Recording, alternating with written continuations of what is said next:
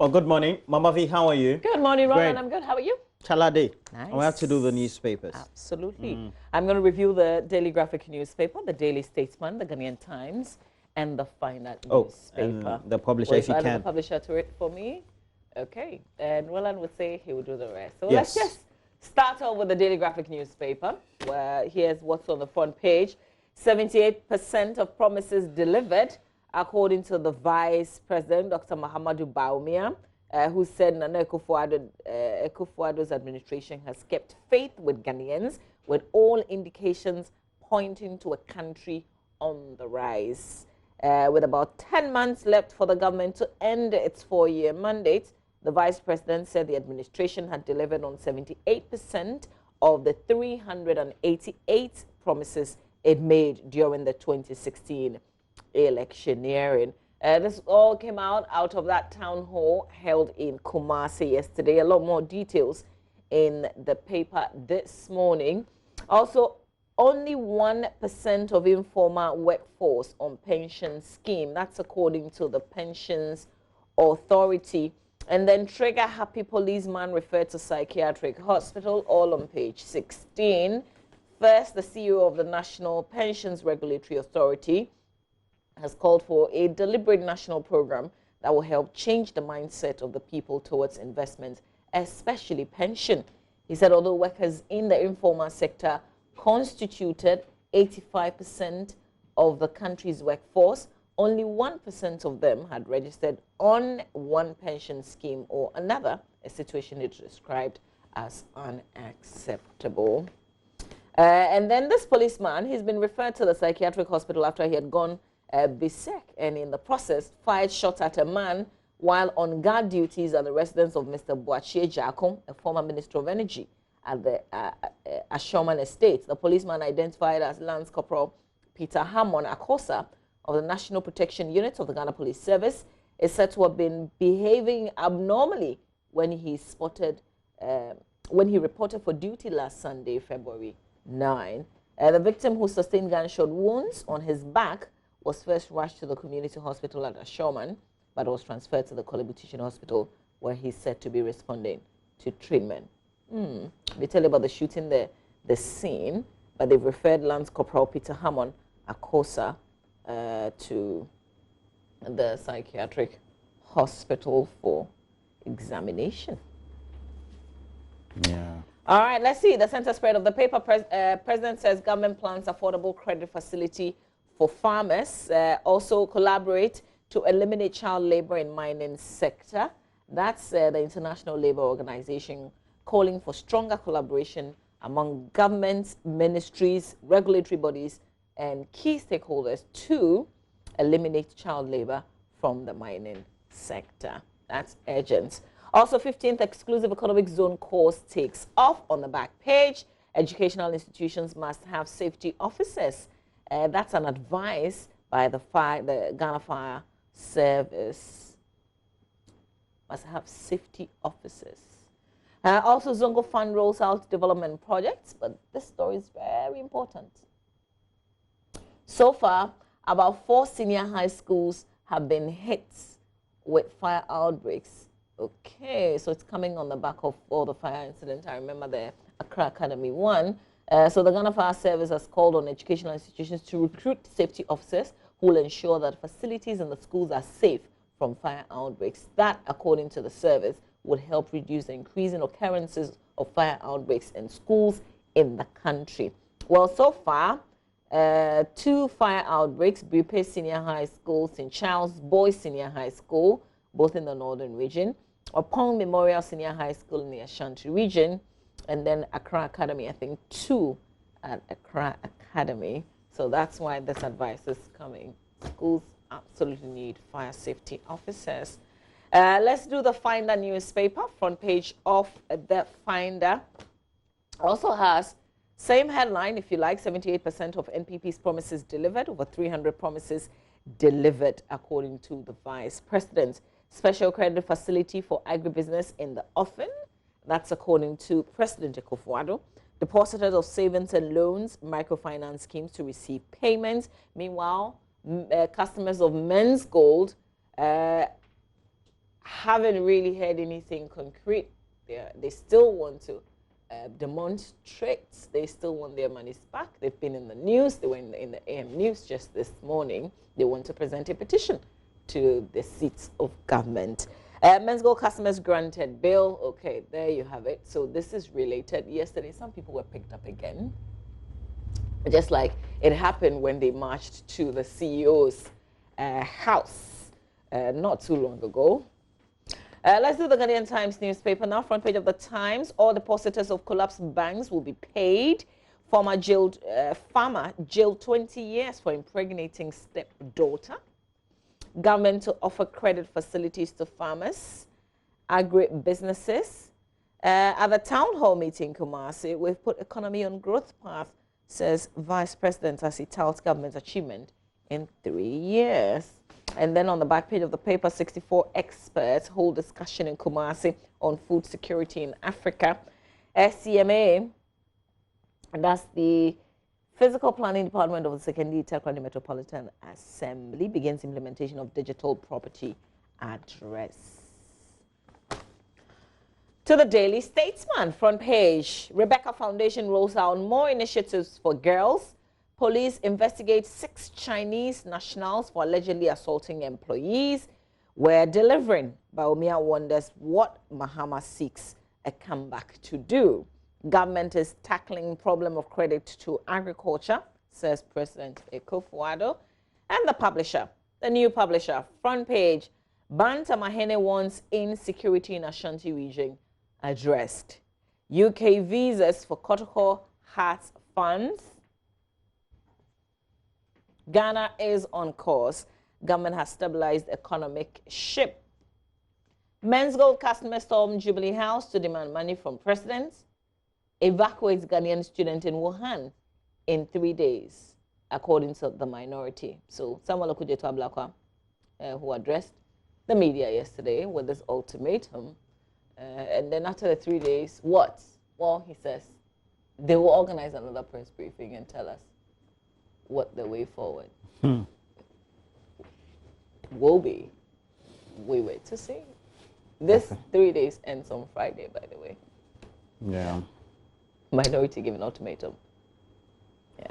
Well, it's a question of a decision that needs to be taken. I guess the decision by the health authorities in Ghana is that we want to monitor them and their well-being in China, and then not do a quick evacuation when no case has been recorded in the Ghanaian student community, so to speak. Whether that is a good decision or not, I guess that's an expert advice. In other countries, though, they have been able to transport their citizens to their countries. Some have done it twice, thrice even. Some are on their 4th trip. So it's a matter of an opportunity cost, I believe. Either way, there should be backed reasons why we've taken the position that we have. Absolutely. What the minority have we taken a position? Yeah, I think we have taken yes. Of not evacuating. Yes. I don't think that is explicit. What we have communicated is that we're monitoring our students. Exactly.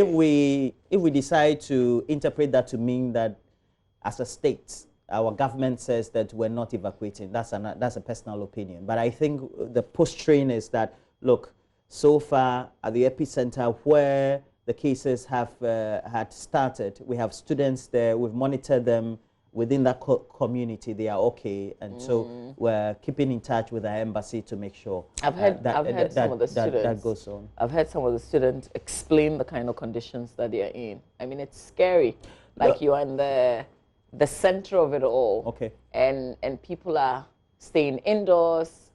People don't know what's happening. Okay, so it's having like psychological, mental effect on them. Definitely. On the other hand, I appreciate it. I mean, we must have a place where we would keep them and monitor them if we decided to bring them home. Exactly. You know, I have some classmates, some schoolmates from secondary school, and then some friends I know who were there. who are there. Okay. Not many, about 3 or so. Okay. And I've communicated with all 3 of them through WhatsApp.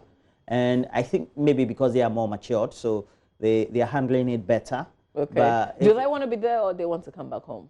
Oh, so far they haven't said they want to come back. Okay. Because they've built their livelihoods there. So they haven't run out of food, I guess. The thing is that where their food closed down of our actions, it means that intermittently we have security or police people that you have to cross barricades or borders with to be able to get access a certain what we call groceries or provisions, so to speak. And then you have to report back because they have to monitor you, etc. I think that we have to take a look at the demographics. These are young people. And so if they are in a very stressful position, they would want, but I think it's also they would want to walk out. Yeah. But I think what can calm them down will be the communication. I think and it's the also assurances. because they've seen other nationals, other people just like them, being taken away. You know, other countries have taken. I do understand. I can't so. say that I'm in their position.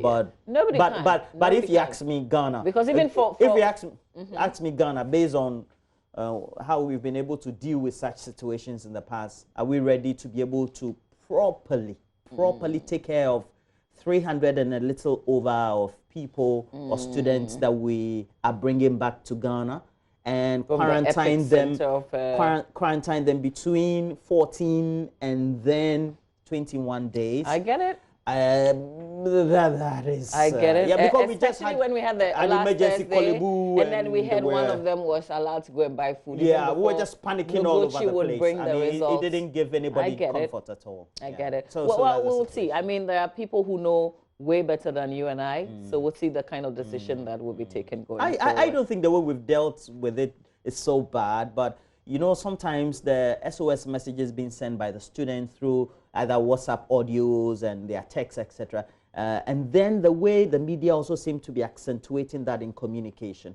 seem to be not calming nerves. And I think that when they get to us, we have to calm them down and say, oh, the situation is so and so outside, and this is how the authorities say they are dealing with it. Because China is big, and to get communication from Ghanaian authorities to these students or the various groupings of students could be a bit difficult or delayed. Our embassy should be able to handle that way better than. But the embassy also are operating within a certain regime or environment which is also restricted. I listened to some students in other parts of the world where I think they said some of the embassy staff were on their platform. So they've got this WhatsApp platform with an embassy staff on the platform giving them information. And you know, they're there with you. It's almost like they're there with you if you have them on your platform. That's cool. If we haven't done that, as in the Ghana situation, we should be thinking about doing that because we should be there with them. Get what I mean? Yeah. Let's do the rest of the papers though. Okay. So let's go to the custodian. The custodian has on the front page, Baumia Tout MPP achievement gives 78% success rate. We do have, we'll pay all your money, Baumia assures savings and loans depositors. MPs hold debate on $366 million Pualogu Dam project. And then we do have Save Our Dawa Dawa Trees, Northern Women Cry Out. The Dispatch does, the Daily Dispatch says, Abu Sakara made a continental patron of Federation of Amputee Football, FAAF. And then we do have farewell to former MD Patrick K.A. Akoli after 25 years of service. We're talking Goel. Should be Goel. Okay, and analysis of VIP's 77-page presentation in tomorrow's Dispatch. And we're able to monitor the time spent on sectors, etc. Quite interesting if you take a look at it. So let's go to the Daily Guide. The Daily Guide has on the front page, NDC CD raised like Usain Bolt, according to Baumia. MPP achieved 78% promises. Down there, that's the Daily Guide newspaper. Down there, though, we have 2 accused disagree at NCA trial, and Otumfo excited by free SHS progress. Meanwhile, on the back page, FIFA is set to launch fan for player salary protection, and Klinsmann quit Hertha Berlin after just 70 6 days, and they're having only 6 points after 10 games, as he was in charge so far. Is it 10 games he had? Yeah. His last coaching position was with the U.S. Okay. All right, Babavi. Yeah, I'm looking at my JoyOnline.com, so we can just go to if you don't have any other story that you want to talk about. Let's do my JoyOnline.com. We've got some very interesting stories on my JoyOnline.com. You want to come along with us as we review our page this morning before we make way for sports. Here we go.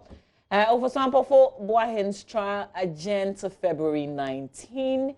Details of how it all went down in courts you can read on myjournline.com.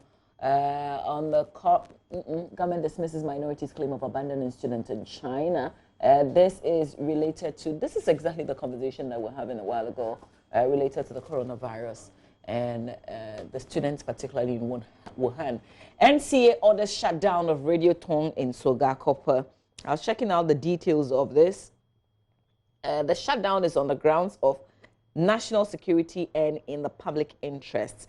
But they say it follows correspondence between the NC and the Tong Community Multimedia Network on the management of the station. Apparently, well, this is what they are alleged to have done. And they were issued a warning by the Volta Regional Minister.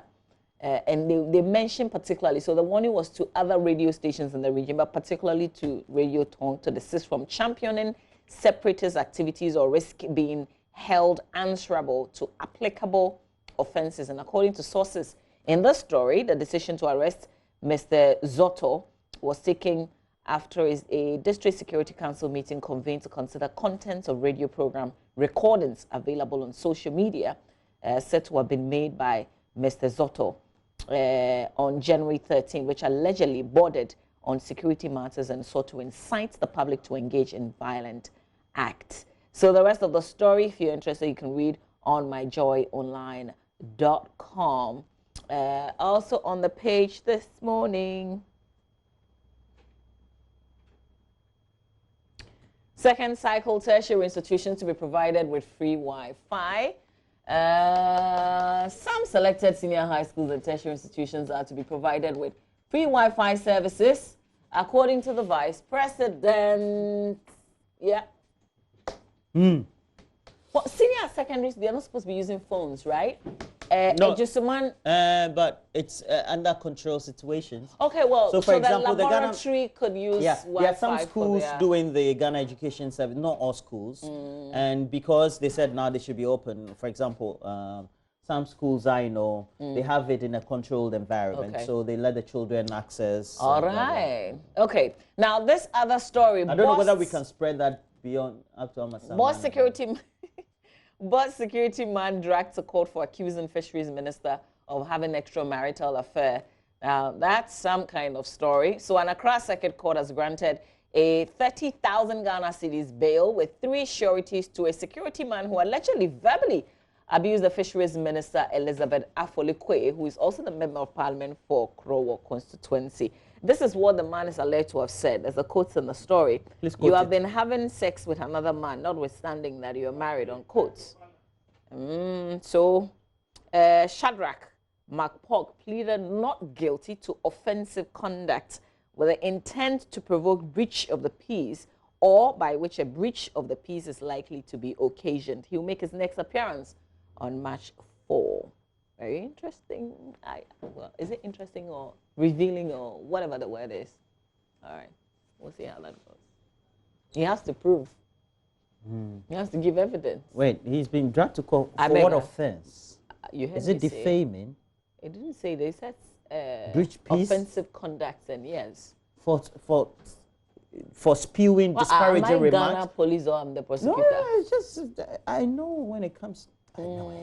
Well, you know, they say we have a lot of things in our books, right? If we want to nail you for something that you've said, we can find something. I do know, but we have to do what is the norm, right? All right, what is the norm? It's a link up with Benedict right now because time's up. I agree. Benedict Owusu Dankwa.